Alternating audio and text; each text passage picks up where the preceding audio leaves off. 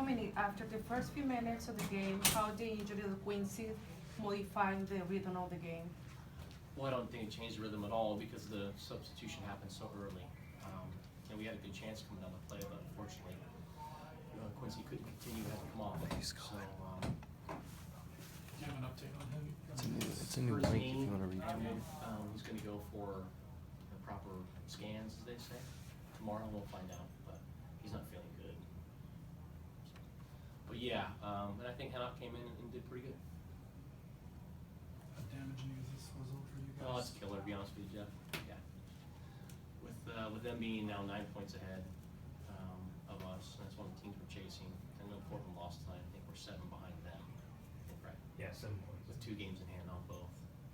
We got to put together a run of wins that we haven't done this year. So it's going to take a monumental effort, but it's a pretty crushing result tonight. Is it fair to say that you have to win out? It would help. How did the 2 early subs in the first half affect the outcome of the game? Well, yeah.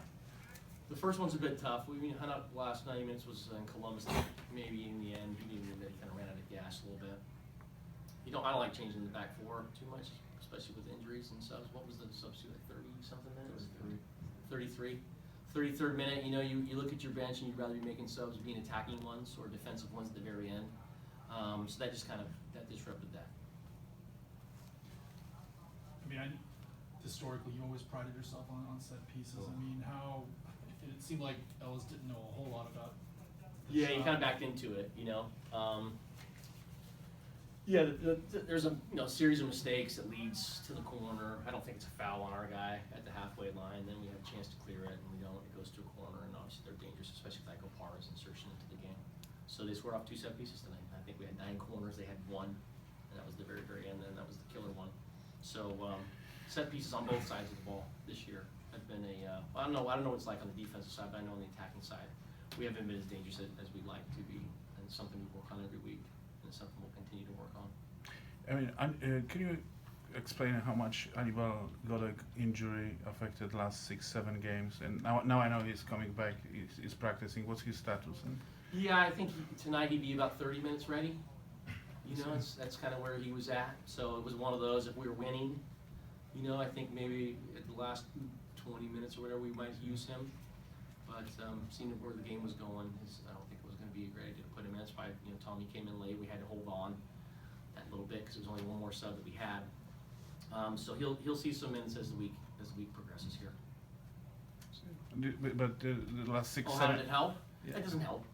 I mean, but I'd be one of, more than 2 handfuls of coaches in this league that would be complaining about injuries to key players. And Graham Susie's not here for Kansas City, has played for them a lot. We haven't had Clarence and Mark Pelosi for a good number of games this year, but if you were to talk to every coach, you'd point to important players. So it's disruptive. You'd love to have everybody healthy. It's just unfortunate. It happens. Any more questions? What did you think about Goitom's performance tonight? I thought he did okay. Some real nice touches when he dropped into midfield. Yeah, he had a couple of chances. I think if you were to happen all over again, if you get a better first touch, you give him a better look at goal. Just was just the ball's kind of leaking away from him tonight. And, this like I said, they sat in. This has nothing to do with Hanok, but they sat in. They were just kind of waiting for that opportunity. Came off set piece, and we had a lot of the ball in the first half, especially on the right hand side. Just our quality was just off tonight. But I think Hanok did okay. Had a good play for the goal. It was nice to see him to be a little bit, him and everybody else be a little sharper in that final third. I guess my only other question would be, we're fast approaching, or at least you're fast approaching your 3rd consecutive season as a head coach in MLS, missing the postseason. Is that in the back of your mind at all with Doyle's sacking and? In the back of my mind? Yeah. No, it's in the front of my mind. Yeah. Absolutely. What do you have anything you want to say about that? Well, The thought process, what maybe changes you're trying to make, or changes I'm trying to make. I'm trying to win games. yeah.